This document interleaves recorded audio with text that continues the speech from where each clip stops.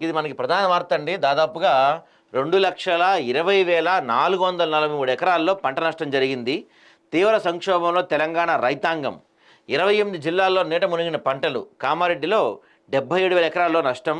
వ్యవసాయ శాఖ ప్రాథమిక అంచనా 3 రోజులుగా కురుస్తున్న వర్షాలు రైతన్నలకు భారంగా మారుతున్న అప్పులు. మొత్తం మీద వరి 1,09,000 ఎకరాల్లో పోయింది. పత్తి 60,000 ఎకరాలు, వేరుశెనగ 20,900 ఎకరాలు, మొక్కజొన్న 16,000 ఎకరాల్లో నష్టపోయిందంట. ఇది చాలా దారుణం. అసలు ఇంకో 3 నెలలు ఆగితే వేసిన పంట చేతికి వచ్చేది. సిరులతో రైతుల ముఖం వెలిగి చిరునవ్వును ప్రకృతి మింగేసింది. వరుణదేవ కరుణించవా అని వేడుకున్న గోడు వినని దేవుడు ఘోష మిగిల్చాడు. రెక్కాడితే గాని డొక్కాడని కుటుంబాలపై ప్రకృతి తాండవం చేసింది. ఆ తాండవంలో అన్నీ కోల్పోయిన రైతులు, ప్రజలు ఆపన్న హస్తం కోసం ఎదురుచూస్తున్నారు. రాష్ట్ర వ్యాప్తంగా 1,000 ఎకరాల్లో పండిన పంటలు నీట మునిగిపోగా విత్తనాలు పాడైపోయాయి.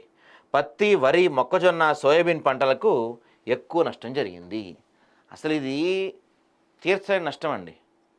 ఇంకొక 2-3 నెలలు ఆగితే ఈ పంటలన్నీ కూడా చేతికి వచ్చేసాయి. సహజంగా మనకి డిసెంబర్ ఎండింగ్కి, జనవరి 1కి చేతికి వచ్చేస్తాయి పంటలన్నీ కూడా.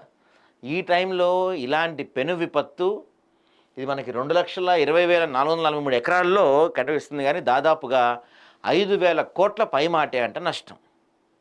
మరి దీని గురించి అత్యవసర విపత్తుగా ఇంతవరకు గవర్నమెంట్ నుంచి నాకైతే ఫండ్స్ ఏం రిలీజ్ చేసినట్టు నాకు కనపడలే ఎక్కడా కూడా. ఎప్పుడన్నా ప్రమాదం జరిగితే ఇప్పుడు అక్కడికి మీరు పులిహార పొట్టాలు పంపించాలన్నా, వాటర్ బాటిల్స్ పంపించాలన్నా, ఏది పంపించాలన్నా ఒక ఎమర్జెన్సీ రిలీఫ్ ఫండ్ అవసరం. మరి ఇంతవరకు అలాంటి ఎమర్జెన్సీ రిలీఫ్ ఫండ్ అయితే నాకు ఏది కనపడలేదు.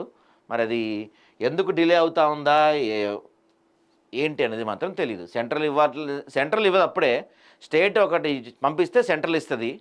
రెండు ఏది జరిగినట్టు అయితే నాకు కనపడుతున్నా. అన్ని పత్రికల్లో కూడా మనకి ఇదే ప్రధాన వార్తగా కనపడుతుంది. ఈనాడులో కూడా చూడండి, ఎటు చూసినా కన్నీటి జాడలే.